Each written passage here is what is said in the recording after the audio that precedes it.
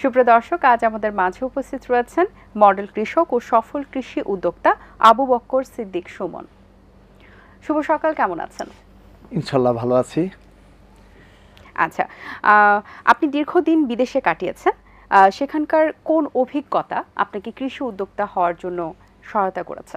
আসলে জীবিকার তাড়নায় বা বেঁচে থাকার জন্য আমি বিদেশে হয়তো যেতে বাধ্য হয়েছি, কিন্তু ছোটবেলা থেকে আমি মনে মনে ধারণ করতাম কৃষিটাই ছিল আমার মনে সবচেয়ে সত্তা। কিন্তু বেঁচে থাকার তাগিদে হয়তো বিদেশ আমরা যেতে হয়েছে, অন্যান্য কাজ করতে হয়েছে, এবং বিদেশে যেও কিন্তু আমি কৃষিটাকে কিন্তু ছাড়িনি। ওখানে যেও আমি যে দেশেই আমি গিয়েছি, আমি একটা জব করতাম হোন্ডাই কোম্পানি, কোরিয়ান কোম্পানিতে। ওখানে আমি যে কাজটা করতাম সেই কাজটার জন্য তারা আমাকে বিভিন্ন দেশে ট্রান্সফার করতো, অনেক দেশে, প্রায় 37টা দেশে আমাকে নিয়েছে ওনারা। যেখানেই গিয়েছি সেখানেই আমি যাওয়ার পরে কাজের অবসরে যে সময়টুকু পেতাম, ওই সময়টুকু আমি আপনার একজন কৃষকের কাছে চলে যেতাম। ওই দেশের কৃষির ধরন, কৃষির চিন্তা ভাবনাটা এবং কৃষকের কাছে যে আমি ওইটাকে মনে ধারণ করতাম, এবং এইটাই ছিল আমার একটা মনের এবং আমার বিশ্বাস ছিল যে আমি যখন অবসর নেব, বিদেশ থেকে যখন বাংলাদেশে যাব, তখন আমি এমন একটা কিছু করবো যেন আমি নিজেই মানে হয়তো একজন কৃষক হব এবং আরো কিছু কৃষক বা কিছু উদ্যোক্তা তৈরি করব। এটাই ছিল আমার মনে মনে একটা পণ। আপনি যখন ঢাকায় ছিলেন তখন আপনার ব্যবসায় ক্ষতি এবং স্ত্রী আপনার অসুস্থ হয়ে যায়, সেই সময় যে আপনি ক্রাইসিস মোমেন্টটা পার করেছেন, সেই সময়টা যদি আমাদের সাথে শেয়ার করতেন। ঢাকায় ছিলাম বলতে কি, আমি কিন্তু বিদেশেই গিয়েছিলাম। বিদেশ থেকে যখন আসছি, আমার স্ত্রীর অসুস্থতার কারণে আমি বিদেশ থেকে আসতে হয়েছে।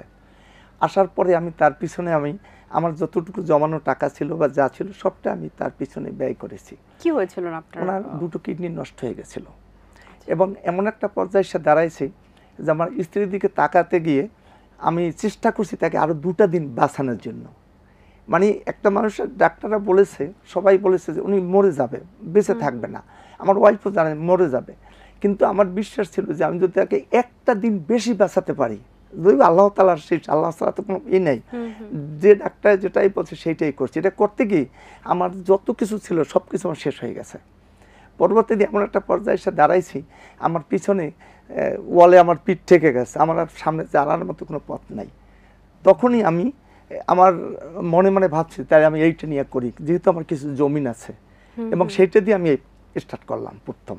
তারপর আপনি পেঁপে চাষকে প্রথমে বেছে নিয়েছিলেন? পেঁপে চাষটা বেছে নেওয়ার কারণ একটাই, আমি যখন আফ্রিকা মহাদেশে গিয়েছিলাম মালায়ুতে, ওইখানে যাওয়ার পরে আমি দেখলাম যে প্রত্যেকটা গরিব মানুষের বাড়ির সামনে পাশে পেঁপে বাগান, 10টা 20টা 100টা পেঁপে বাগান, এত পেঁপে হয়ে আছে যেটা দেখার মতো।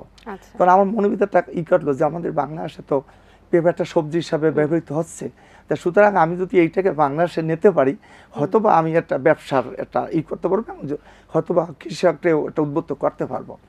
তখন আমি তাদের কাছে বললাম যে তোমরা এত পেঁপে কিভাবে হয়, যেটা আপনি কল্পনাও করতে পারবেন না, এত পেঁপে হয়, যেটা বর্তমানে আমার ফার্মে হচ্ছে।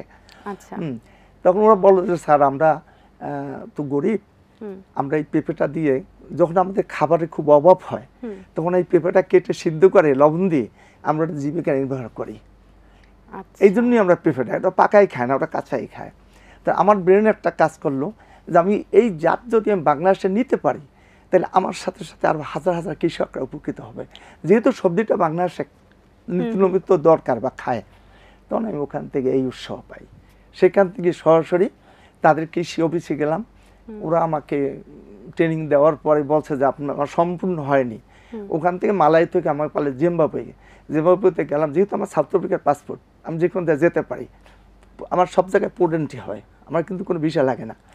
তখন আমি জিম্বাবুয়েতে গেলাম, জিম্বাবুয়ে থেকে মোজাম্বিক থেকে সুইজারল্যান্ড, এই 4টা দেশে আমি একাল পরিপূর্ণভাবে কৃষি, নট অনলি ফর পেঁপে, আমি কৃষি সম্বন্ধে একটা মোটামুটি একটা ধারণা নিয়ে আমি বাংলাদেশে আসছি, আর বিদেশে থাকার চিন্তা ভাবনা করিনি। ওইটাই আমার স্ত্রীর অসুস্থতার কারণে যখন আমি এমটি হয়ে গেছি, তখন আমি এইটা কাজে লাগাচ্ছি। আল্লাহর রহমতে আমি এইটা দিয়েই আজকে আমি আবার একটা পজিশনে এসে গেছি। আজকে আমার হাজার হাজার কৃষক তৈরি হয়ে গেছে। শুনলে অবাক হবেন, এবছর প্রায় 6700-র উপরে আমার কৃষি উদ্যোক্তা তৈরি হয়েছে আমার ট্রেনিং সেন্টার থেকে। আমার একটা ট্রেনিং সেন্টার আছে, সেখানে বিনে পয়সায় একজন কৃষককে ট্রেনিং দেই, থাকা খাওয়া সব ফ্রি। এবং তাকে সুন্দর যখন দেখি যে সে এখন মোটামুটি একজন কৃষক হতে পারে, হ্যাঁ, তখনই তাকে আমি ছেড়ে দিই এবং সেই মোটামুটি পর্যায়ে দাঁড়াই যায়। এটা আমার খুব ভালো লাগতেছে এবং আমি খুব উৎসাহ পাচ্ছি। আচ্ছা, আপনার ট্রেনিং সেন্টারটা কোথায়? আমার ট্রেনিং সেন্টার আমার গ্রামের পাশেই, আমার গ্রামে বাইলাখালী গ্রামে, যেখানে আচ্ছা, বসবাস করি। আপনি যে জমিতে শুরু করেছিলেন সেটা একটা পতিত জমি ছিল, এবং সেই জমিতে চাষ করার যে চ্যালেঞ্জটা আপনি নিয়েছিলেন, কোনো প্রবলেম হয়েছে কিনা বা কোনো দ্বিধা কাজ করেছে কিনা? শুধু চ্যালেঞ্জ না ম্যাম, সত্যি বলতে কি, যে জমিটা আমি কাজ শুরু করছি, আমি মাটি কাটার জন্য, জমিটা প্রস্তুত করার জন্য আমি দাঁড়ে দাঁড়ে ঘুরেছি। যাদেরকে আমি হেল্প করছি কোনো একদিন তারা আমার পাশে কেউ দাঁড়ায়নি, আমার সাথে কথা বলতেও চায়নি। তারা চিন্তা করে যদি কথা বলি হয়তোবা তার স্ত্রী অসুস্থ, টাকা চাবে, উপকার চাইবে, এই মানসিকতা তাদের ভিতরে সৃষ্টি হয়েছে। তখন আমি আমার স্ত্রীর একটা চেন, গলার চেন, সে যখন আমি খুলে নেই তখন আমাকে জিজ্ঞেস করে যে তুমি এটা খুলতেছো কেন, তার হুঁশ আছে, সে কিন্তু কয়েকদিন পরে মারা যাবে। আমি বলছি দেখো ডাক্তার বলছে তুমি তো ঘুমাও, ঘুমালে এটা চেনটা বা গায়েটা লাগে, একটু কষ্ট পাও, তাতে খুলে রাখি। কয় রাখো, এটি আমার জীবনের সবচেয়ে বড় আমার অ্যাসেট, এটা দিয়েই কিন্তু আমি স্টার্ট করছি। এবং আমি অনেকবার চেষ্টা করছি চুরি করতে, কিন্তু সাহস পাইনি, কারণ একজন স্বামী হয় স্ত্রী গলা থেকে একটা চেন চুরি করা এর সাথে বড় কষ্টের দুনিয়াতে নেই। কিন্তু আমি সেটা করেছি এবং ৬৬,০০০ টাকা বিক্রি করছি। তাদের সাথে কথা ছিল যখন আমি টাকাটা দিয়ে ছাড়াতে পারবো, ১ বছর টাইম দাও, আমি একটা দ্বিগুণ টাকা দিয়ে ছাড়াই নেবো, কেন আমার স্ত্রীর সম্পদ। ওরা আমাকে দিয়েছে, পরবর্তীতে ওটা ছাড়াই আনছি। আজও আমার সেটা আমার মেয়েকে আমি দিয়েছি, তুই এটা রাখ। হ্যাঁ, কিন্তু আমি আমার সফলতা ওইখান থেকে বয়ে আনছি।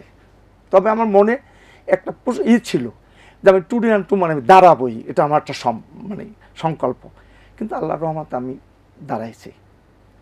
আচ্ছা, এবং আপনার গত বছর ১৫ লাখ টাকার পেঁপে বিক্রি হয়েছে, এটা একটা বড় সাফল্য। সেই সাফল্যটা বা সেই সফলতার পেছনের সবচেয়ে বড় কারণ কি? বড় কারণ ছিল যে কোনো কাজ করার আগে মনে ধারণ করতে হয়। আমি মনে ধারণ করেছি প্রতিটা মুহূর্তে। আমি তো সারা রাত কাজ করতাম, কাজ করছি, এটা লেবার নেওয়ার মতো পয়সা আমার ছিল না।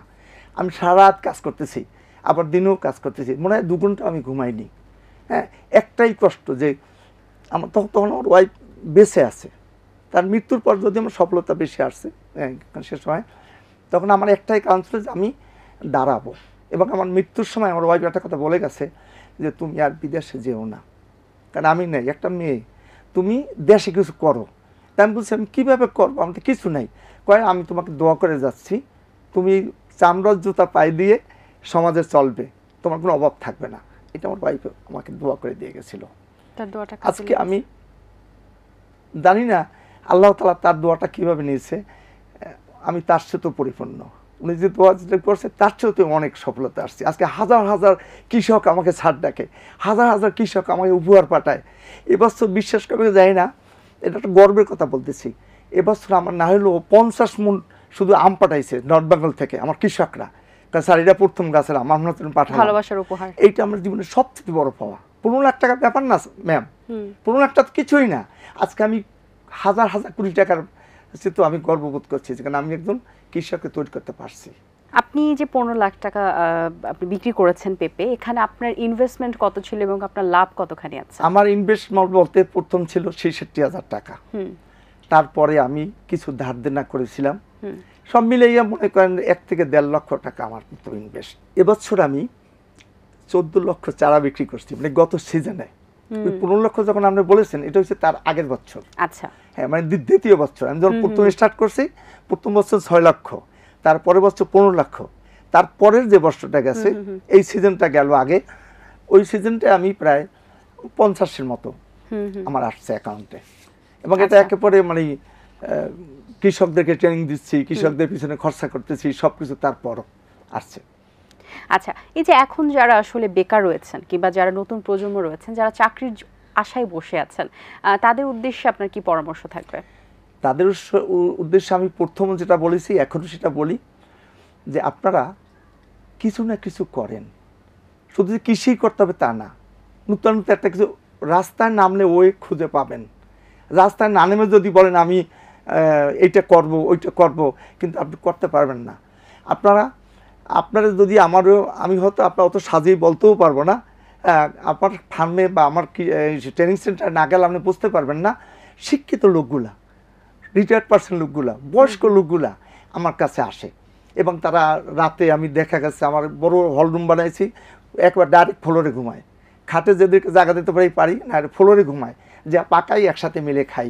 এবং এত তাদের ভিতরে একটা উৎসব, মানে এত যে একটা পাচ্ছি যেটা বোঝানোর মতো ভাষা নেই। এবং সরকার বিশেষ করে আমার এখানে কৃষি যারা আর কি আপনার সিনিয়র কৃষি কর্মকর্তা আছে যারা আসে এলাকায়, সবাই আমার কাছে যায় এবং সবাই উৎসাহ দিচ্ছে আমাকে।